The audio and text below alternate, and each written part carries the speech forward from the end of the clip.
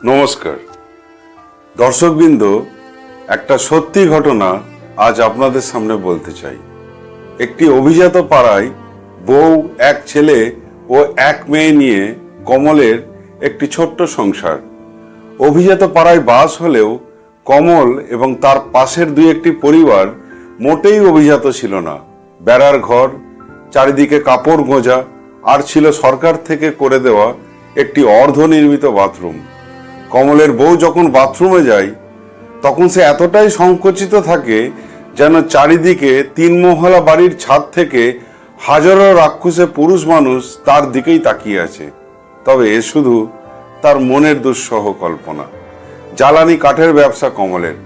কাঠের গোলার মাথায় ছাদ নেই। 2 বছর প্রচন্ড বৃষ্টিতে কাঠ গেল পচে। পুজোর ঠিক আগেই অভাবের সংসার পড়ল আরো অভাবে। কমলের 2 ছেলে মেয়ে, পলাশ ও মালতী। এদের বয়স 10 ও 12 বছর। হাড় জিরে পেট মোটা শরীরের 2টি বাচ্চার দিকে বোধহয় তার মা বাবা ছাড়া কেউ কখনোই আদরের হাত বাড়ায়নি। কমলের বউকে দেখতে হয়েছিল অনেকটা এইরকম। আগেকার দিনে যাত্রায় ছেলেরা মেয়ে সাজত। যতই তারা মেয়েদের মতো পরচুলা লাগাক না কেন, শরীরটা দেখে তাদের মধ্যে মোটেই নারীসুলভ ও নমনীয়তা পাওয়া যেত না।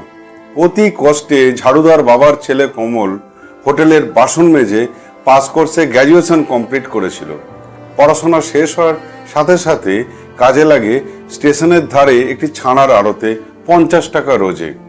একদিন সন্ধ্যায় ছানার আড়তে কাজ সেরে স্টেশনের ওভারব্রিজে দাঁড়িয়ে পূর্ণিমার আকাশের চাঁদ দেখে কমলের মনে হয়েছিল অন্ধকার গলির এক বেশ্যা মেয়ের হাসি। আসে আশ্বিন মাস, চারিদিকে বাজে ঢাকের বাদ্যি, ঢ্যাংকুরাকুর ঢ্যাংকুরাকুর ঢ্যাংকুর না। কমলের কানে তা গিয়ে পৌঁছায়, খালি পেটে থাকা যায় না। এরই মধ্যে শরতের শিউলি স্নাত দিনে কমলের সঙ্গে পরিচয় হয় স্টেশনের পাশের বস্তির কমলার। কমল কমলা নামের মতোই দুজনের মনেরও মিল হয়। 200 টাকা দিয়ে ভাড়া করা হয় পাড়ায় ডেকোরেটসের দোকান থেকে ফাটা বাঁশের মতো আওয়াজ করা মাইক। দুজনের বিয়ে হয়। দুজনের সংসারে প্রথমে একটি মেয়ে ও পরে একটি ছেলের জন্ম হয়। শিক্ষিত ছেলে কমল অনেক ধার দেনা করে শুরু করে আদার ব্যবসা। স্বপ্ন দেখত আদার ব্যাপারী হয়ে একদিন জাহাজে চড়বে। সেই বছর বহু টাকা ঋণ নিয়ে আদা মজুত করেছিল কমল। এত টাকা লোকসান হলো যে তার বইয়ের শেষ সম্বল সোনার হাটটি বিক্রি করে দিয়েও সেই ঋণ শোধ করা গেল না। এরপর একের পর এক অনেকগুলো ব্যবসা, এবং সবগুলোতেই প্রায় লোকসান। আগের জন্মে কি পাপ করে এসেছিল সে জানে না। পড়াশোনা জেনে সমস্ত শক্তি বুদ্ধি এক জায়গায় করে দিনরাত এক করে কোনো ব্যবসায়ী সে দাঁড় করাতে পারল না। পাড়ার কোনো অনুষ্ঠান হলে তার নিমন্ত্রণও হতো না। ভালোই হতো, কোনো উপহার দেওয়ার ঝামেলাও থাকতো না। এদিকে ব্যাংকের টাকা রিকভারির লোক নানান ছল করে বাড়িতে এসে কমলের বইয়ের সাথে বিভিন্ন ইঙ্গিতপূর্বক ব্যবহার শুরু করলো। এই আলো ঝলমলে পাড়ায় কমলের বাড়িতে ইলেকট্রিকের লাইন ছিল না। হ্যারিকেনের আলোয় বিড়ি টানতে টানতে সামনে ব্যানার্জিদের বাড়ির মেজ বউকে দেখতে পাই জানলার ধারে দাঁড়িয়ে আছে। কমলের মনে পড়ে যায় বিয়ের দিন লাল চেলি ও চন্দন পরে তার স্ত্রীকেও ওই রকমই সুন্দর লাগছিল। আজ 3 দিন হলো কমলের বাড়িতে রান্না হচ্ছে না। মুদিখানাও ধার দেওয়া বন্ধ।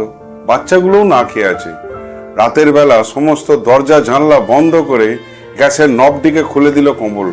সারা ঘর ভরে উঠল গ্যাসের গন্ধে। জীবনে চরম পরিণতির সিদ্ধান্ত নিল সে। পরিবারের সকলে মিলে একসঙ্গে মরবে। সব বন্ধ করলেও ব্যাটারি চালিত রেডিওটা বন্ধ করতে ভুলে গেছিল কমল।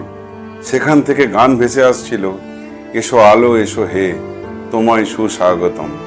মনে পড়ে গেল তার মায়ের কথা। মা বলতো, জীবনে যখনই বিপদে পড়বি তখনই ভগবান শ্রীকৃষ্ণকে স্মরণ করবি, তিনিই রক্ষা করবেন।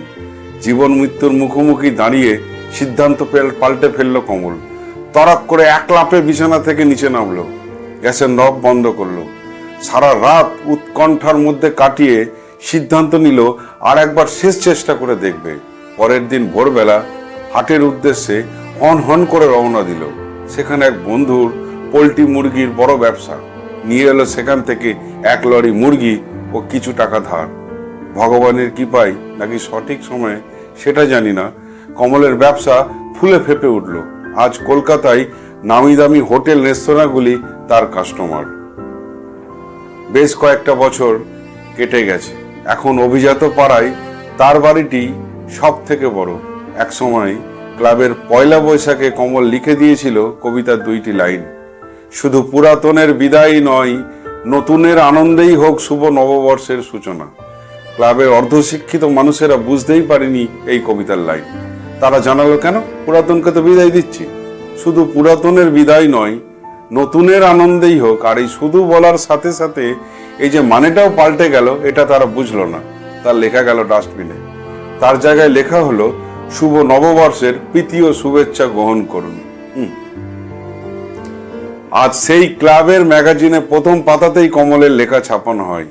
যে স্ত্রী তার জীবনে প্রত্যেকটি দুঃখের সাথী ছিল, তারই উদ্দেশ্যে লেখা সেই কবিতা। বয়সের ভারে ক্লান্ত শরীর, তরতাজা আছে মন, তুমি ছিলে বলে শুকনো ফুলও পেয়েছে নবজীবন। জীবনের 45টা বসন্ত পেরিয়ে এসে আত্মহত্যা করতে যাওয়ার ঘটনা মনে করে নিজের 4 মহলা বাড়ির ছাদে কমল 2 চোখ জলে ধরে রাখতে পারে না। একসময় অনেক চেষ্টা করেও কোনো ব্যবসা দাঁড় করাতে পারেনি সে, অথচ ব্যবসা করেই সময়ের সাথে আজ এত ধনী হয়ে উঠল কমল। এই সকল কথা ভাবতে ভাবতে আকাশের দিকে দুহাত বাড়িয়ে কোনো এক অদৃশ্য শক্তির উদ্দেশ্যে অশ্রুসিক্ত নয়নে সে বলে ওঠে, হে ভগবান, সবই তোমার ইচ্ছা। এই গল্পটির মধ্যে দিয়ে আমি এটাই বলতে চাইছি যে বিপদের সময়ে যদি আপনি নিজের মাথা শান্ত রেখে সঠিক চেষ্টা চালিয়ে যান, তাহলে কখনো না কখনো আপনার জীবনে সফলতা এসে ধরা দেবেই। নমস্কার।